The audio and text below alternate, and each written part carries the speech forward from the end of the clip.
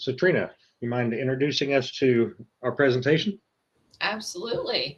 Well, my name is Trina Huntsman. I am Audit and Compliance Analyst with ERP.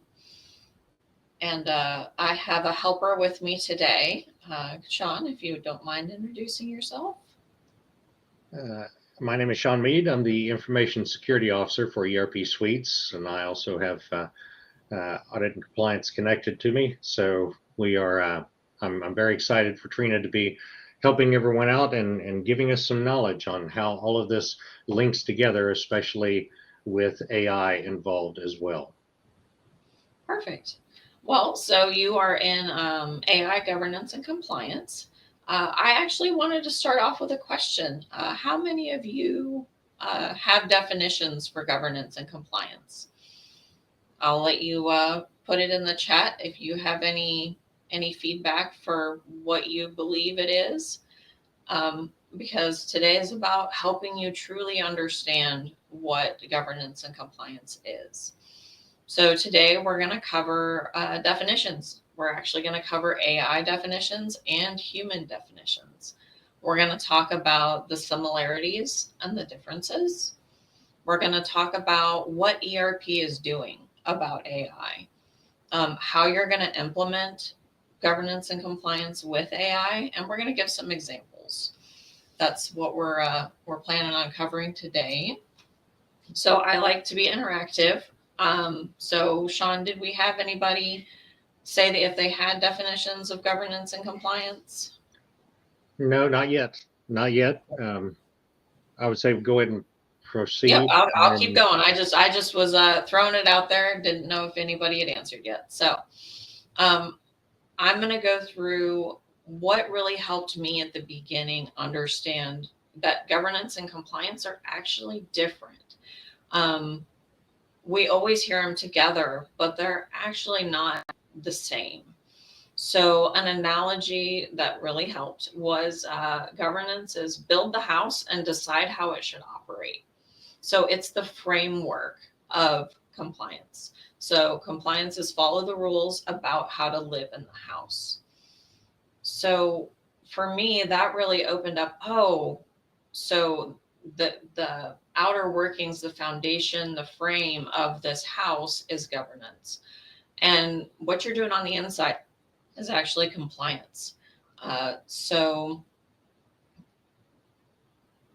see.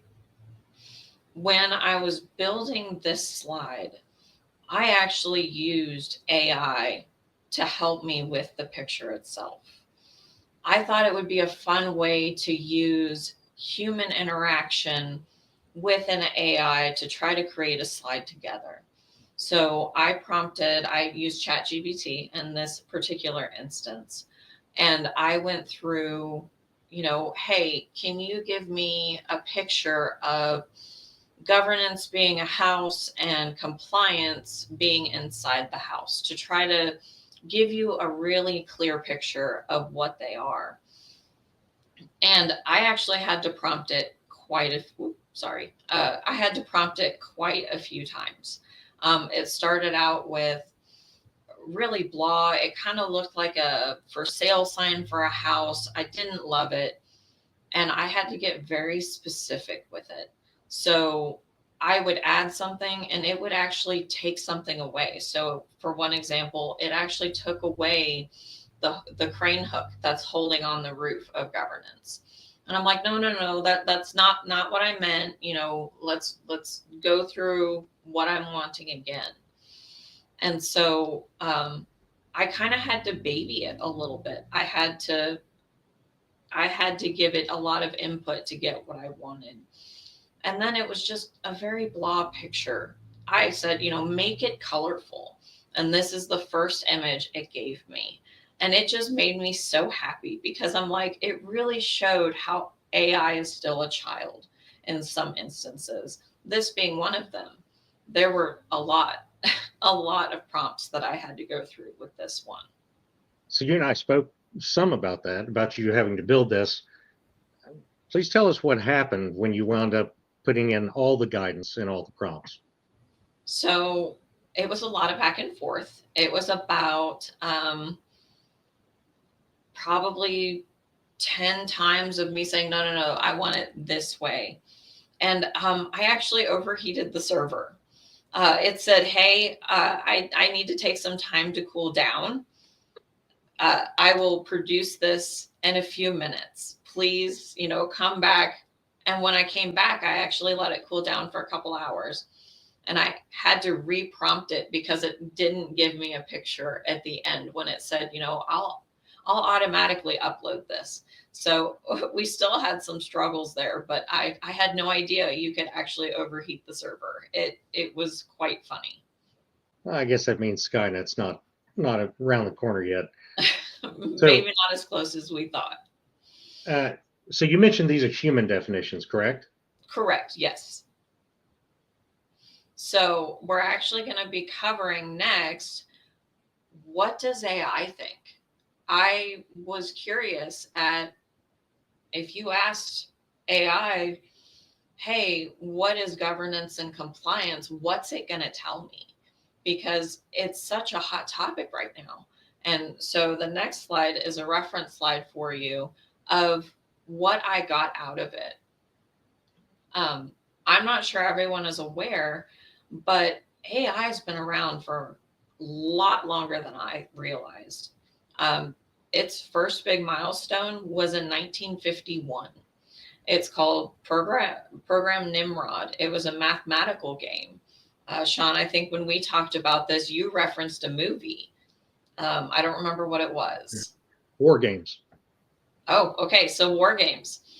The first AI, so the term AI was first coined in 1956. 1956. I had no idea how old it was.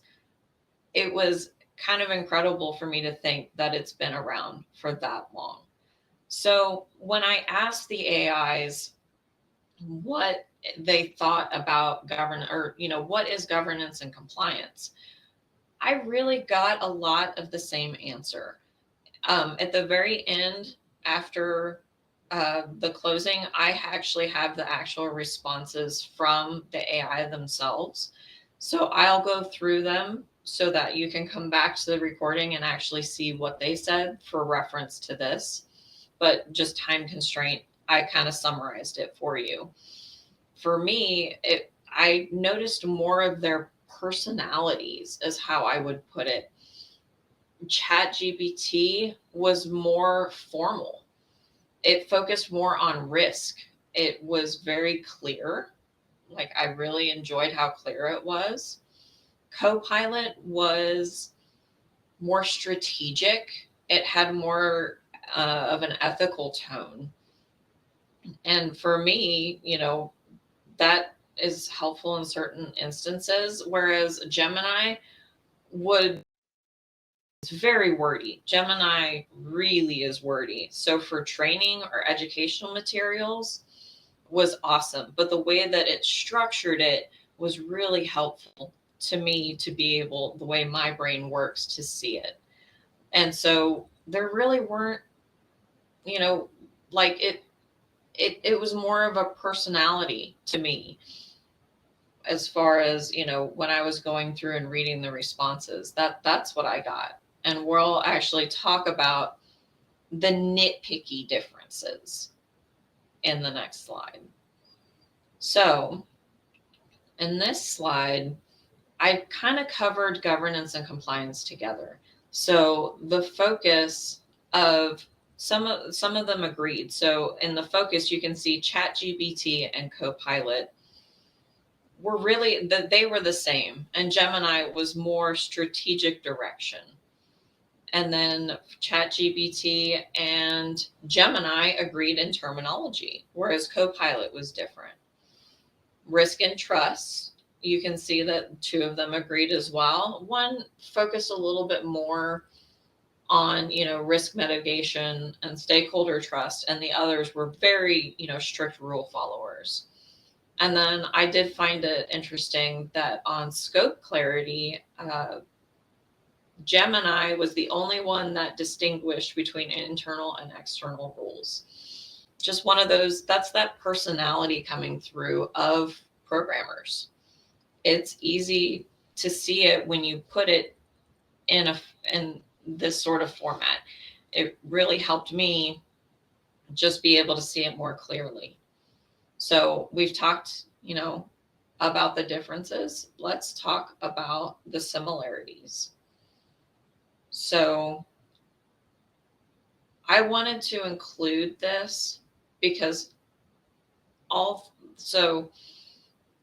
three of the AIs, this was consistent. So in governance, there was focus on accountability, organizational goals, values, ethical conduct, and compliance. It was legal conformity, maintaining trust, ethical conduct, and integrity and accountability. So all of them agreed on this. And I just found that was just fascinating to me, because if it's that important, it really must be something, because humans also agree. So as we look at this, I mean, you've talked about what AI thinks about itself and some of the governance compliance, the differences between them and everything. You've done some really interesting research here, but how in the end, what is this telling us when we really apply it as far as the human versus the AI and governance and compliance? So they're very similar, but the human component is the most important. So you can input things into AI, but there are certain things it can't grasp. It can't grasp the culture in your work environment. The specific values and the specific requirements. So if you're HIPAA compliant or anything like that, it doesn't know that, and it can't interpret that like a human can. Does that answer your question, Sean? Yes, I like that. Okay, perfect. So we've talked about the similarities, we've talked about the differences, we've talked about personalities. Now, for me, what's important working for ERP, what is ERP doing about it? So what we're doing, we're not just going out willy-nilly creating AI. We're trying to be the front runners of developing it responsibly. So we're wanting to mitigate risks. We're developing in a way that both aligns with societal values and benefits everyone. We don't want to hurt or harm anybody. That's not the goal. We're being accountable. We're continuing to be transparent. I mean, we're hosting an AI conference. We're showing you, hey, this is what we know. This is where we're going. This is what we're doing. And we're being very open about it. We're staying secure, and we're also staying in compliance with all of that. So now that you've seen what ERP is doing, let's talk about how to implement that in your own company. So when you're going, let's say you're working on a project in your company and you're like, man, AI would be really helpful right now.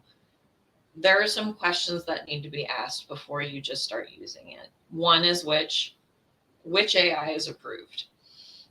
Does your company work strictly with Copilot? Does it work strictly with Gemini? Which one is the one that your company has said, yes, you can use this one? Then you need to talk about what you're using it for. Are you using it for marketing? Are you using it for coding? What about customer support? Those things all should be in a policy, or you should be trained on. What information can be shared? So you want to make sure you're not sharing customer data. They sign NDAs for a reason, and you want to make sure that you are not giving AI information that it shouldn't have. Always keeping a human in the loop. So this comes back to important decisions not being made by AI alone. So a human can audit and understand and overrule AI because it does not understand your culture, your values, where the direction that your company is going. It doesn't understand that, and it can't interpret like a human. And there always needs to be an override. So there are a couple really big ones, and this is one. AI makes mistakes. It's at the bottom or bottom. Hey, AI makes mistakes. We're not perfect. You just need to be aware. And there are instances, even locally, that I know of. I can't share a ton, but I know that some lawyers had used it in court cases, and it's come back, and it created new cases that never existed. And the judge actually told the lawyer, hey, you need to do your job. AI can't be doing this for you, because it's a great reference, but it's not perfect. And that's not what it's intended for. Legal advice is not one of those things. And then finally, you need to train your team. So it's really easy to have these policies and these things in place, but you need to teach them. You need to stay up to date with AI and where your company is going and how it's growing. So, and that the rest does not mean anything if you're not training your team. So now we've talked about your company. And so this is a little PSA about you.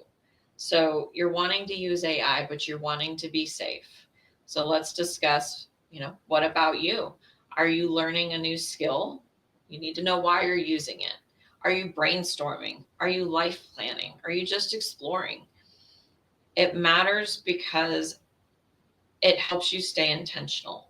You're not supposed to be using AI for mental health advice or legal guidance. That's not what it's for.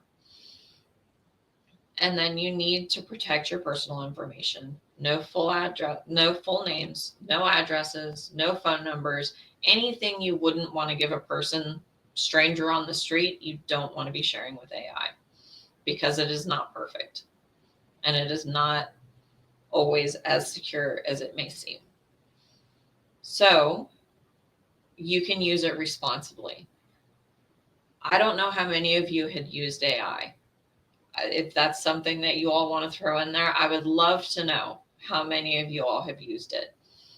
I wanted to show you that AI doesn't have to be scary. And so I put a little video together to kind of help with what I use it for.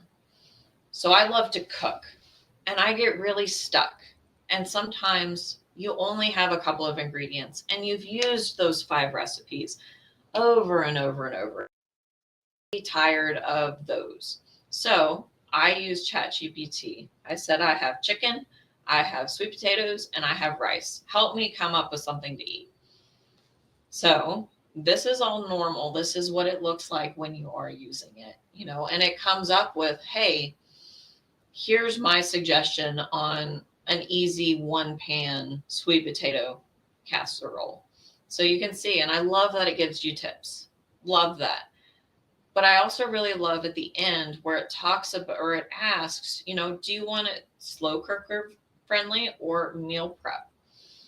I would have never thought, hey, let's do it this way. So it was nice to have that stimulation of, hey, think outside the box. Let's push these boundaries here. So I decided to go with the slow cooker. So it prompts with the slow cooker. It gives me tips again, which I really appreciate. And then it prompts me again. Do you want a 1-pot version with coconut milk or a more tropical flavor? And I'm like, sweet potatoes, chicken, and rice, tropical? What? So I was like, sure, let's see what tropical does. And so it goes through again, and rice. It talks about putting pineapple in it, like things that I would never have dreamt of doing. It helped spur that on. And for me, the inspiration of being able for it to be this easy, I just really loved it. It was very nice. Really good experience. So Trina, I mean, I love to cook as well, But why are we pulling this in when we're talking about governance and compliance with AI? Why would we mention cooking?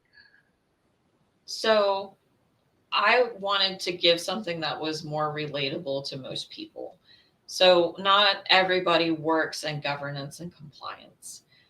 And I wanted to show you that a policy, you have to put the ingredients in to be able to get a policy. So for me, I just use an actual recipe to show you that if you input the correct things within compliance, then it can help you produce what you are looking for. So for me, that's information, the ingredients are the compliant information, and then the end can be a policy. So I just was trying to make it a little bit more relatable to most others. Gotcha. So basically learning how to frame our questions in the first place to get what you're after. Correct. Yes. Gotcha. So, oh, did I lose you? Yeah, you're fine. Okay, no, sorry, it broke up. So I want to challenge you to try it. So Sean, did anybody answer if they've used AI before? No, but we've gotten some thumbs up and an applause so far. Okay. So All righty. Well, so this was trying to encourage you to not be afraid of AI. It is full of opportunities. It is a great resource. It's a great tool. As you saw, it can inspire or it can stimulate you on how to help you grow and push those boundaries. So I want to challenge you to use AI today safely. So have it give you the definition for something. Have it give you a recipe. See if it can inspire you to do something you wouldn't normally. And so since this challenge is out there, I also wanted to give you the links to the AI. When I first started looking, it's easy to get lost in the sauce, so to speak. So I wanted to give you the links directly because it's easy to type in ChatGPT and you don't end up where you want to be. So here are the links to those, just so that, everybody kind of has them. And then I want to open the floor for questions. If there's anything that you all have questions about, and then finally, how can we help? So actually, I did want to go back to one thing when you were telling us, putting out your challenge and everything to do this. And by the way, we have had a couple of comments. Susan says she has used it and is using it now for documenting their SDLC process, which is fantastic. Used it for employee reviews with no names. Thank you, Susan. That's from the security side. I'll tell you that's a big thank you. And Kylie, I hope I'm pronouncing that properly. Prompted Copilot for help with what to include on a personal dashboard, and it helped me come across new process automation ideas. So, yeah, nice.